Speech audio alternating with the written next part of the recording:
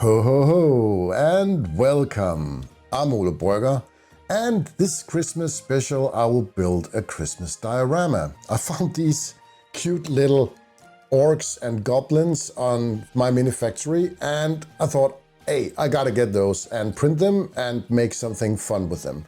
I also bought these last year in a $1 store, I think you call it in the US, and they were dirt cheap. Some Christmas trees. I'll make some modifications to those. I got some flocking from the Army Painter and some Army Painter foam. The plan is I will build a tiny diorama with a cabin on top, these miniatures, and a hill where the sled can run down through. So why don't we just get started?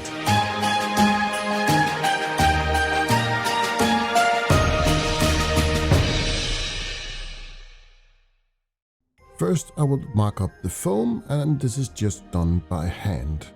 Cutting it up on my Proxon, this will be the base for my build.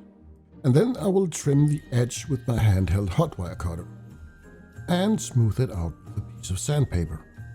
I will reuse the curve from the first cut to elevate the terrain and trim the edge with my hot wire cutter, and freehanding the last piece for the elevation of the terrain and put it together with some hot glue.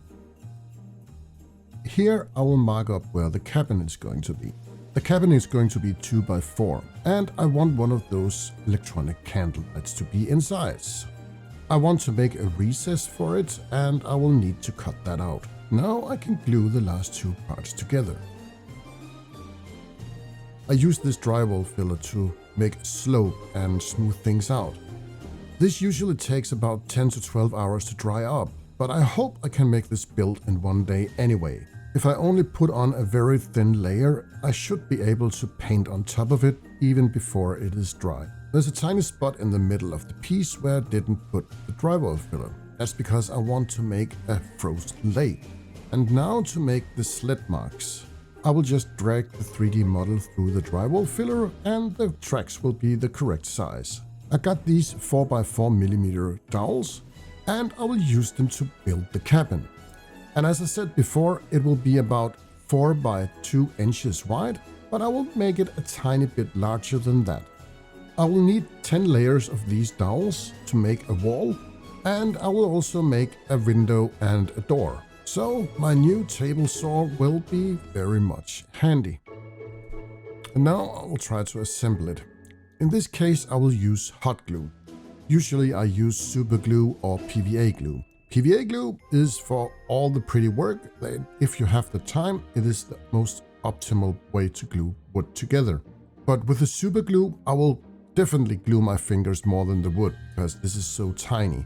And I thought maybe I will just burn my fingers once in a while. So the choice was on hot glue.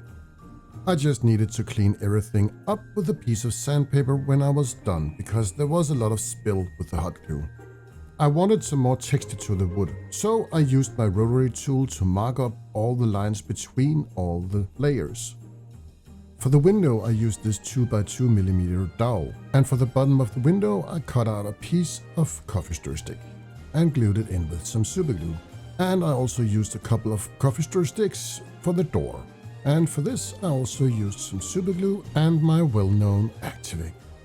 Since this is not going to be playable terrain, I just glue in the door and trim the bottom of it with my saw.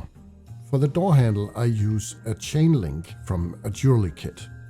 Then I can assemble all the 4 walls with some hot glue. For the gables I use some of my cut-offs, glue them together and cut it into an angle that I liked. Attach them with some hot glue, putting on some trim and the final dowel for the roof bridge. Then I will cut out a piece of black crafting paper for the roof. I attached it with some hot glue and damn, I was burning my fingers even through the cardboard. A very thin layer of drywall filler for the roof. I will remove the base from these trees and give them some paint. I started to paint them with my airbrush, but I thought this green might be too bright, so I changed it and used a darker green. I finished it up spraying it with some white from the top. I will prime the minis with only white. I will try this. Usually I use the slap chop where I painted black and zenithal highlighted, but this time I will just use white. This is because I want to try painting all these miniatures with only speed paint. And while we're painting, why don't we just listen to some of the Christmas music they have in the YouTube audio library. This is copyright-free music, so let's just listen and watch me paint. We wish you a Merry Christmas. We wish you a Merry Christmas. We wish you a Merry Christmas and a Happy New Year. The tidings we bring to you and your kin. We wish you a Merry Christmas and a Happy New Year.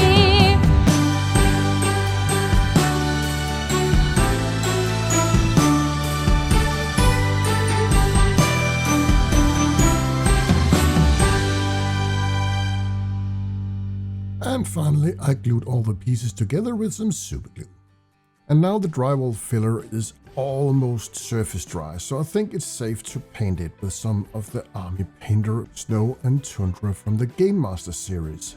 And I used the same color Gorgon Hide. This is the same as the Snow and Tundra from the spray.